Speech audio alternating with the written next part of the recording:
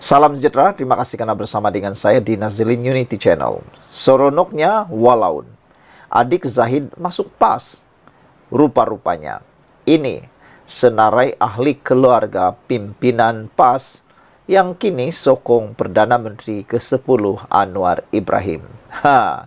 Jadi satu menyokong PAS, rupa-rupanya lebih ramai yang menyokong Anwar Ibrahim. Penyokong PAS yang juga digelar walaun dilihat begitu seronok dengan penyertaan adik kepada Presiden UMNO, Datuk Abdul Hakim Hamidi, dalam Parti Komponen Perikatan Nasional itu. Kegembiraan mereka itu turut menarik perhatian Naib Presiden Amanah, Datuk Mahfuz Omar yang juga bekas Naib Presiden PAS.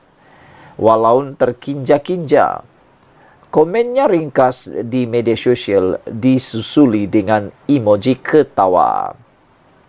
Bekas ahli Parlimen Pokok Sena itu berkenan juga berkongsikan senarai antara ahli keluarga pimpinan PAS yang kini sudah menyokong perjuangan Perdana Menteri Datuk Seri Anwar Ibrahim. Mereka terbabit adalah adik kepada Menteri Besar Kedah, Datuk Seri Muhammad Sanusi Maknor, iaitu Saidi Adnan Maknor. Wah, ini baru tahu. Ini baru kita tahulah. Saya pun baru tahu.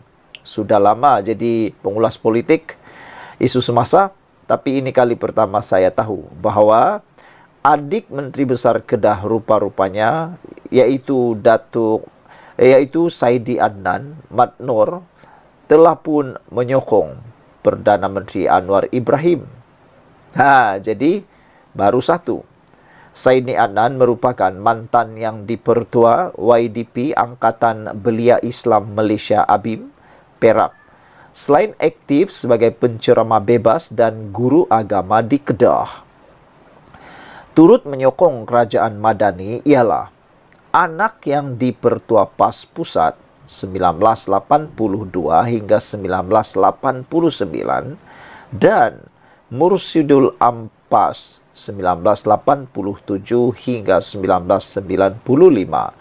Tuan Guru Haji Yusuf Abdullah Rawa, yaitu Senator Datuk Seri Dr. Mujahid, yang kini timbalan Presiden Amanah.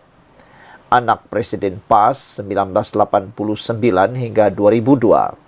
Datuk Fazil Muhammad Nur dan anak Mursidul Ampas 1994 hingga 2015, Datuk Nik Aziz Nikmat juga menyokong kerajaan kini yang diterajui Perdana Menteri ke-10 Anwar Ibrahim. Jadi sebenarnya saudara-saudara sekalian, kalau walaun terkinja-kinja, gembira mendengar adik Zahid Hamidi masuk PAS, mereka lupa bahawa ada juga pemimpin-pemimpin PAS senarai ahli keluarga pimpinan PAS yang sokong Perdana Menteri Anwar Ibrahim. Paling penting sekali ialah, pertama, rupa-rupanya adik kepada Menteri Besar Kedah, Datuk Seri Muhammad Sanusi Maknor, iaitu Saidi Adnan Maknor pun sudah menyokong Anwar Ibrahim. Saidi Adnan merupakan mantan yang dipertua Angkatan Belia Islam Malaysia ABIM, Perak, selain aktif sebagai penceramah bebas dan guru agama di Kedah. Sekian untuk kali ini, jangan lupa tinggalkan komen Anda. Salam sejahtera. Kemarin walaun suka sangat bila mereka tahu adik Zahid Hamidi serta PAS. Malangnya, apabila diberi penjelasan sepenuhnya, kemasukan adik Zahid Hamidi ke dalam parti PAS sebenarnya tidak membawa apa-apa keuntungan atau kerugian kepada mana-mana pihak. PAS pun tak untung, UMNO pun tak rugi.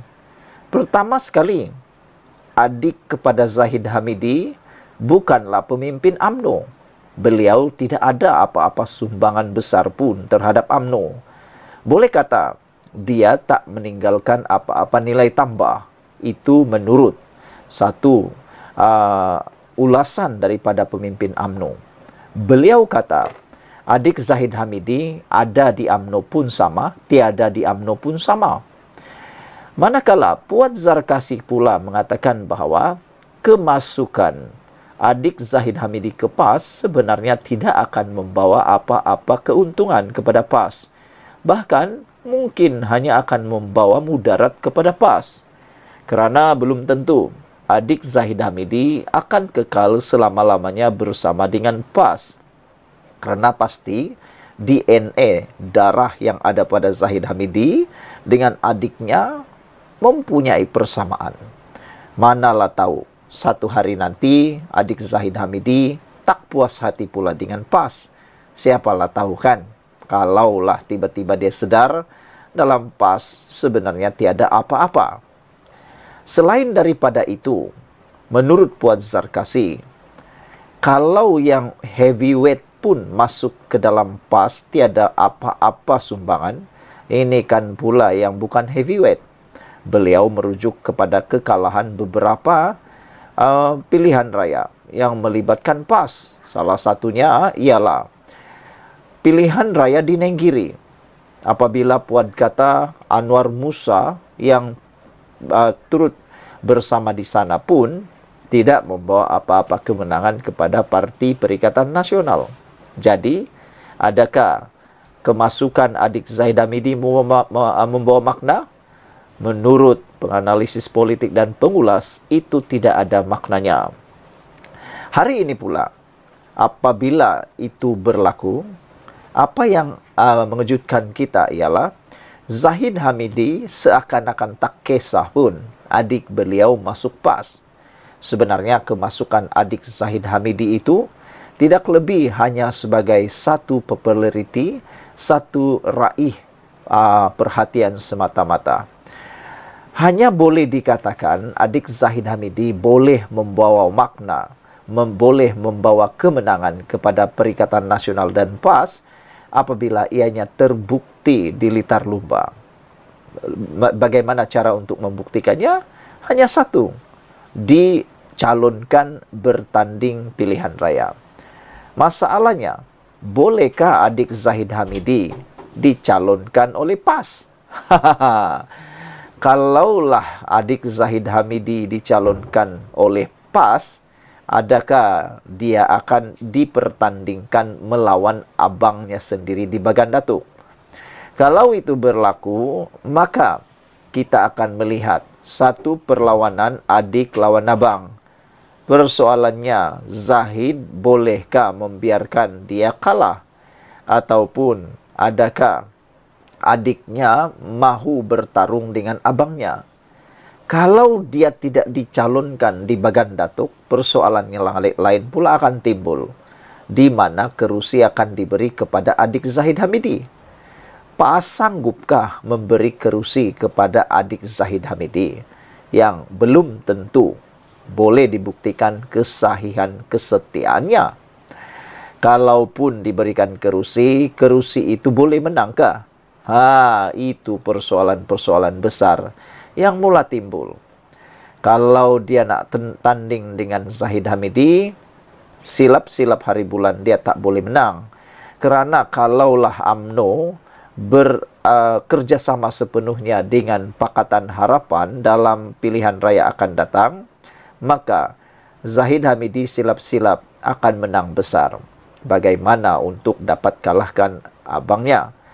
Dan mungkin juga adik Zahid Hamidi akan keluar semula daripada PAS. Siapa tahu. Sekian dulu untuk kali ini. Jangan lupa tinggalkan komen Anda. Salam sejahtera. Terima kasih kerana bersama dengan saya di Nazilin Unity Channel. Pendakwaan terhadap Daim Zainuddin semakin hari semakin mengejutkan kita. Hari ini, pihak pendakwaan menyatakan mereka mempertikaikan cuti sakit Tun Daim Zainuddin yang telah diberikan. Sebelum kita teruskan ulasan kali ini, jangan lupa tinggalkan komen Anda. Pihak pendakwaan hari ini mempersoalkan sijil cuti sakit dan ketidakhadiran Tun Daim Zainuddin ke mahkamah sejak bekas Menteri Kewangan itu didakwa atas pertuduhan gagal mengisytiharkan harta pada Januari lepas. Timbalan Pendakwa Raya Lau Chin Ho memaklumkan kepada Mahkamah Session bahawa Daim Zainuddin, 86 tahun, tidak hadir pada prosiding hari ini dan pihaknya menerima sijil cuti sakit daripada pihak pembelaan yang dikeluarkan Hospital Asunta semalam. Namun tiada sebarang alasan mengapa tertuduh dimasukkan ke hospital itu. Kita minta pihak hospital terbabit memberi laporan penuh mengenai keadaan Tun Daim dan kita mahu doktor yang merawat Tun Daim untuk datang beri penjelasan mengenai keadaan Tun Daim sekarang. Kita juga mahu nursing sister yang tanda tangan sijil cuti sakit untuk datang ke mahkamah dan beri penjelasan apa sebab atas apa Tun Daim dimasukkan ke hospital. Kerana tiada sebarang alasan diberikan kenapa beliau masuk hospital dan bila akan dibenarkan pulang, katanya. Mengenai permohonan Daim untuk meminda notis permohonan bagi merujuk persoalan undang-undang berkaitan pertuduhan dihadapinya, Lau mempersoalkan sama ada betul atau sebaliknya ia arahan daripada Daim kerana pindaan tersebut hanya dibuat semalam. Lau berkata permohonan agar Daim menjalani pemeriksaan mental bagi memastikan beliau layak dibicarakan atau sebaliknya perlu didengar terlebih dahulu sebelum prosiding pendengaran bagi permohonan merujuk persoalan undang-undang dijalankan.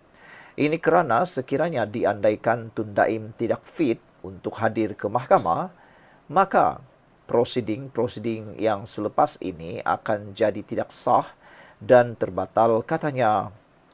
Timbalan Pendakwa Raya Muhammad Fadli Muhammad Zamri pula berkata, melihat pada rekod mahkamah, tertuduh hanya hadir ke mahkamah sekali sahaja sejak beliau didakwa pada Januari lepas dan pihak pendakwaan pembelaan telah memohon pengecualian kehadiran Daim ke mahkamah melalui sijil cuti sakit daripada Hospital Asunta. Perkara ini perlu diberi pertimbangan dan penekanan yang khusus, memandangkan ia memberi satu kesan kepada mahkamah memandangkan tertuduh gagal mematuhi arahan-arahan yang diberikan oleh mahkamah seperti mana jaminan diberikan oleh mahkamah kepada tertuduh. Alasan tertuduh tidak hadir ke mahkamah tidak boleh dijadikan satu sandaran, memandangkan alasan diberikan itu tidak mengikut pekeliling atau arahan daripada Ketua Hakim Negara berkenaan dengan penangguhan atau ketidakhadiran tertuduh ke mahkamah, jelasnya.